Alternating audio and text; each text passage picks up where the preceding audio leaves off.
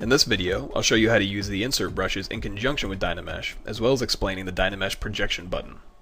And the first thing I'm going to do with this DynaMesh is actually use the insert brushes to add some surface detail. And how I'm going to do that is first I'm going to isolate this subtool. So I'm going to hit this eyeball so it's the only one showing. And because this is based on a ZBrush primitive, I know it's symmetrical across the X, Y, and radially. So let's go ahead and turn on our transform, activate symmetry, and instead of doing across the X and Y, we'll do across radial, and we'll leave our radial count on 8 for now.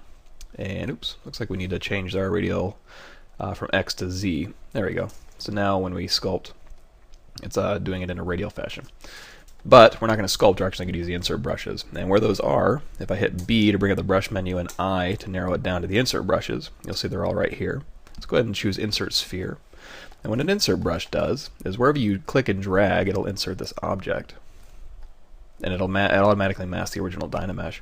Now, while it's the other original DynaMesh is masked, you can actually use transpose to move these things around, position them a little bit better, and you can actually sculpt on them and make different shapes as well.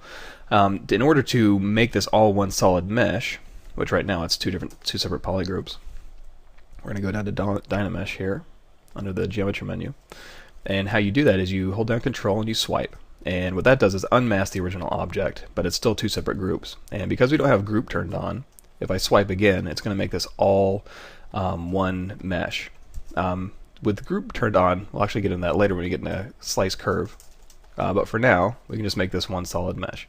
Another thing we can do, let's go turn off polyframe, and we'll go to Brush, Insert, Sphere again. You can hold down Alt while you drag a sphere, and what that does when you hold down Control and then Control drag again, is it runs this sub operation in the DynaMesh, and it actually makes a subtractive mesh. So you can use insert brushes in DynaMesh really quickly to build up detail on your surfaces.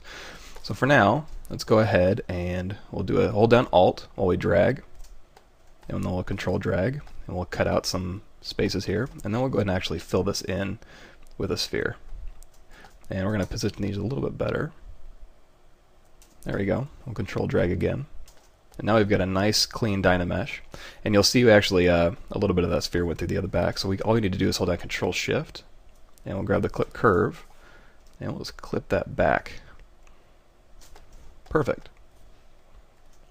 Now that we've got a little ornamentation going, all we're missing is the gorilla part of this. So I'm going to go back up to my subtools and turn everything back on. And for my ornament object, I'm going to go back into transform, and we're going to do activate symmetry across X again, turn off Z, and turn off radial.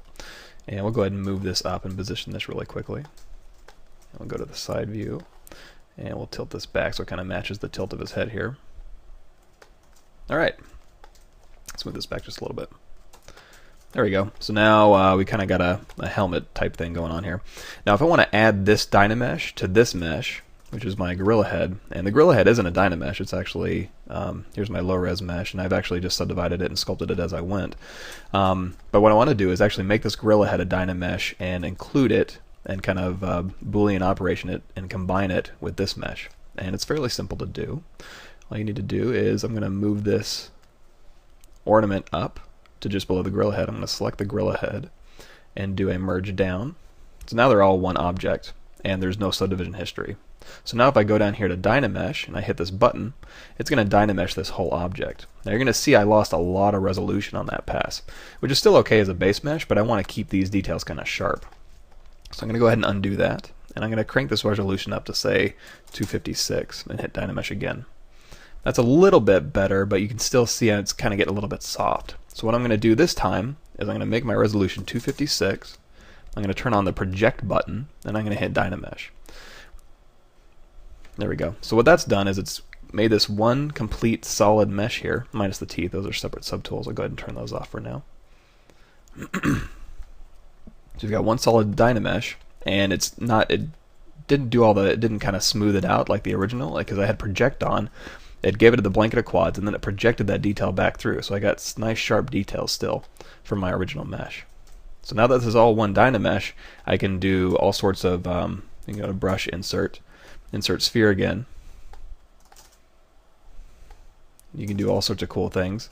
Swipe, and now it's all one continuous mesh. So you can continue using all the tricks that we've learned up till now to continue making this helmet to your liking.